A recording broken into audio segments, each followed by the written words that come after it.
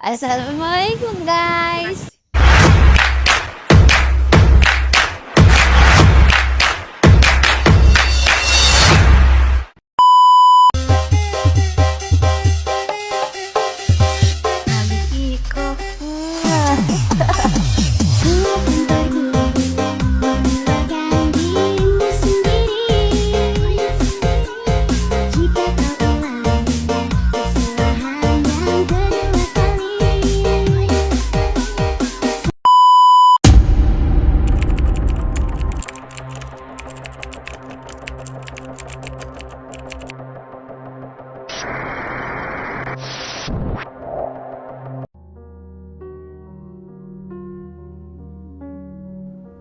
Peristiwa G30 SPKI erat kaitannya dengan sumur tua Lubang Buaya yang menjadi tempat pembuangan jasad para pahlawan revolusi. Ketujuh jenazah pahlawan revolusi yakni Letnan Jenderal Anumerta Ahmad Yani, Brigadir Jenderal Sutoyo Siswadi Harjo, dan Leto Pierre Andreas Tendean ditemukan di sumur tua Lubang Buaya pada 4 Oktober 1965. Jasad ketujuh korban G30 SPKI tersebut baru diketemukan 3 hari setelah aksi penculikan dan pembunuhan dilancarkan oleh pasukan Cakrabirawa pimpinan Letkol Untung. Penemuan sumur tua tempat pembuangan para korban bermula pada 3 Oktober 1965. Kala itu ada informasi bahwa para jenderal dibawa ke desa Lubang Buaya. Kala itu seorang anggota polisi bernama Sukitman ditemukan. Ia sempat ikut diculik ketika berpatroli di dekat rumah DI Panjaitan di Kebayoran Baru, Jakarta Selatan saat peristiwa G30 SPKI terjadi. Diculik dengan kondisi mata ditutup, Sukitman rupanya dibawa ke tempat yang sama di mana para jenderal ditawan dan disiksa. Sukitman ditawan dalam sebuah ruangan di sebuah rumah. Ia ditempatkan terpisah dengan 7 korban lainnya karena dianggap bukanlah target utama penculikan.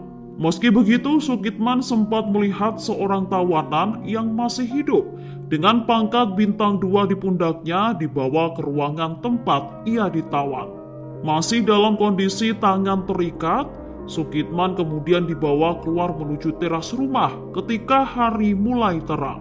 Dari teras rumah tersebut, Sukitman menyaksikan dengan kedua matanya sendiri banyak orang mengerumuni sebuah sumur. Rupanya Sukitman dipaksa untuk menonton peristiwa sadis sejumlah tawanan dibawa dan dimasukkan ke dalam sumur tua secara bergantian. Para tawanan yang merupakan Dewan Jenderal itu dilempar ke dalam sumur.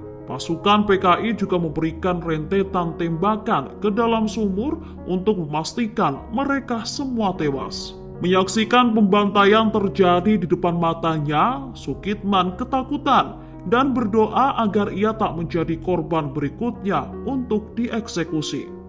Sukitman tak sanggup menahan tangisnya kala itu.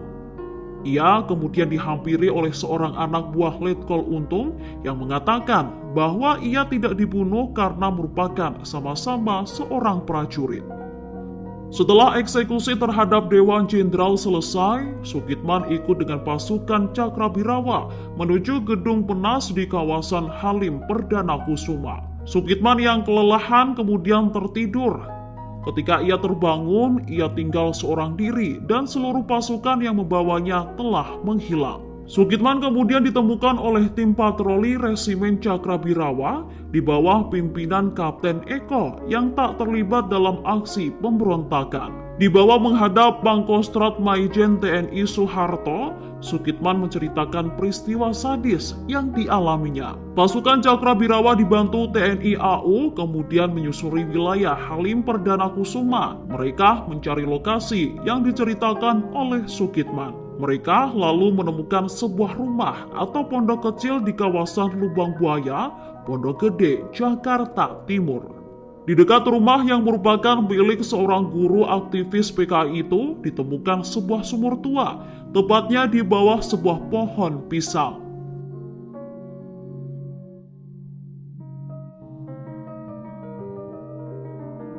Sumur tersebut mencuri perhatian karena tertimbun tanah dan ditutupi dedaunan segar, gedebok pisang, dan ditemukan sejumlah potongan kain.